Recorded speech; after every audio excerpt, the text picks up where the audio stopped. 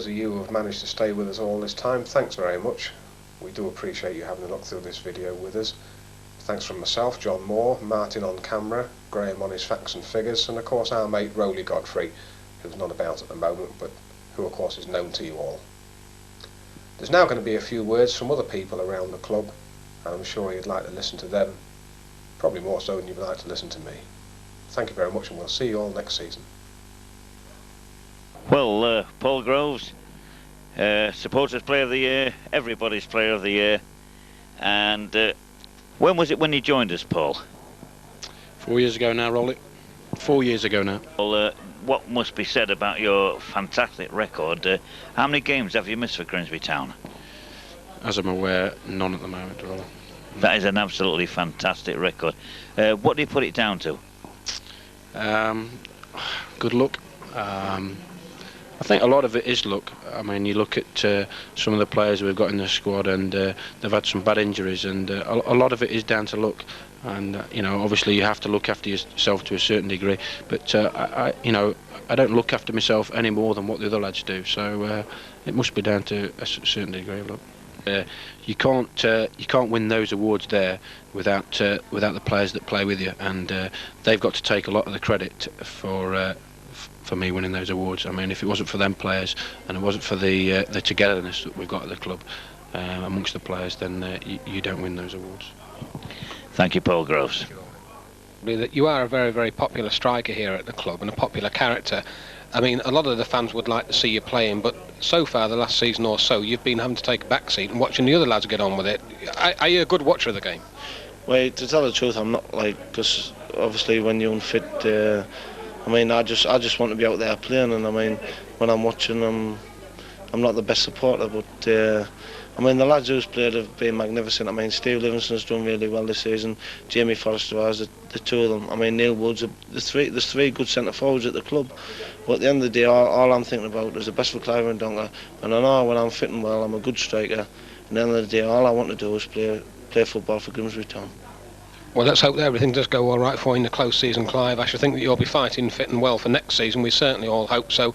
And, well, let's hope you can start off next season with a hat-trick and get a few more in the meantime. Well, here's a new face to us all, for you people who watch these videos, good enough to watch these videos with us.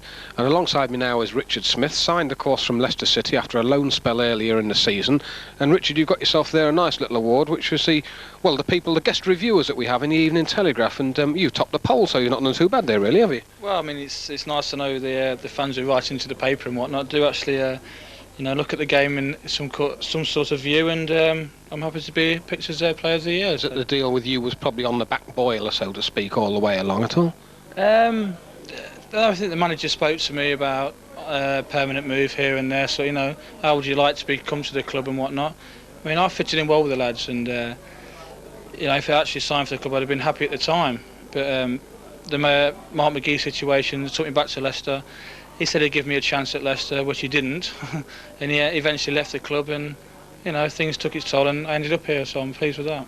And of course, when you did sign eventually, you showed the attribute of having a tremendously good long throw, which of course is a bit of a threat nowadays, as other players show. Yeah. And of course, you in effect scored a goal for Livo with a header that came back off the post for him. Yeah, as far as my long throw goes, I've always had that since I was a little kid, like so. It's sort of a weapon, if you want to call it, and it's coming to good effect once this season. With the header, I would like to get forward, you know, I like to get forward and get my head in there, and my foot or whatever, but hopefully next season I can get 2 or 3 on the board, and I'll be happy with that.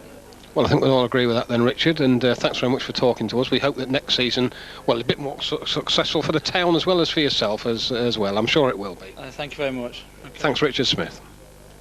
The man that matters, Brian Laws, boss of the club, sitting alongside me. And Brian, we've just been having a bit of a chinwag before we put this mic up about what was good, what was bad, what was indifferent, and of course it was great until November, really, wasn't it?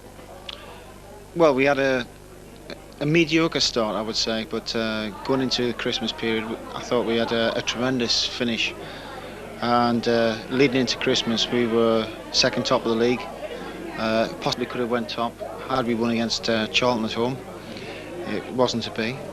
And then we had a lot of draws in that period of time, which we felt, in fact the supporters would all agree that we should have won against the likes of Leicester, Huddersfield, Derby, Southend.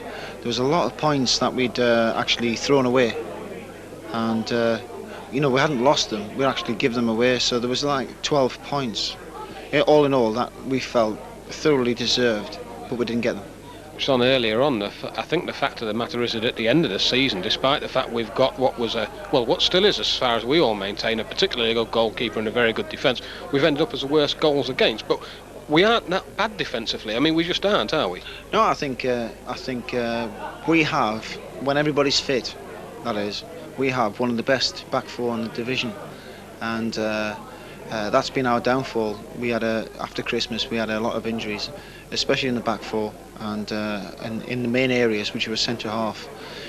And we've got 5 centre halves at the club, of which we weren't at our disposal, and we ended up having to switch around, and we ended up with left backs playing at centre half, and having to bring in loan players, and you know, it's just it's upset the whole rhythm of the team. And you know, really you've got to have a settled side, and you have to have a settled foundation, and your foundation is your back four. There was a spell, of course, as we say, going through the bad period when we basically went 3 months as such without a league win. We had the cup in the middle of all that lot, of course, Chelsea and West Ham, where we put in particularly good performances. In that 3 month span of without having a league win, did you feel the pressure building up on you and Kenny? Well, it was a funny situation, because the cup actually disguised, or it wallpapered over the actual facts. We drew a lot of games in that period.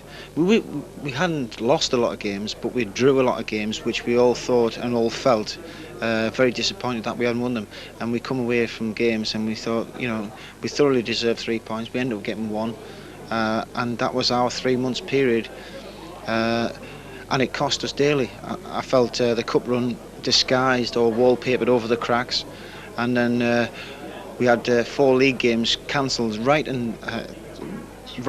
one after the other, and then that's when it really hit us, because once them 4 league games were cancelled on the trot, the teams that were below us actually started to win, and then all of a sudden it dawned on us, hold on a minute, we haven't won for a while, you know, and then the pressure started to build, and you know, you've got players in there that had to be thrown into the deep end, and you know, all of a sudden we had the foray of trying to get 3 points, which we desperately needed, and we ended up getting in a dogfight, because the teams that were below us were winning them games that we hadn't played, and the pressure started to build on the players, and the newspapers started to show it, and all of a sudden the supporters started to show it, and then the players started to show it in terms of nervousness in their performances, and it was a pressure cauldron. And luckily that you know, the players, give them credit, that they come out of that cauldron you know, unscathed. Now, the close season for all of us, we might go and have a sleep or what have you, but I think you'll be pretty busy, won't you? Well, that's one thing. I am going to have a couple of weeks off, because I've burnt myself out this year, and I'm mentally and physically tired, but I do want a couple of weeks off. But having said that, I know it's going to be a very difficult summer, and we want to strengthen this team and make it even better squad than we've got. And I'll be striving, Kenny will be striving, and so will the directors and the chairman. We all want the best for the club. It's important that we buy well this year. When the money is available, we must spend it, every penny of it that is available, and to strengthen this squad. We all want to do well, there's no doubt about that, and if we strive and we all go in the same direction and we pull in the right direction, we've got a chance. If somebody deviates and starts pulling in another direction, then we've got problems. I've got to make sure that I've got a full squad of players that go in the same direction.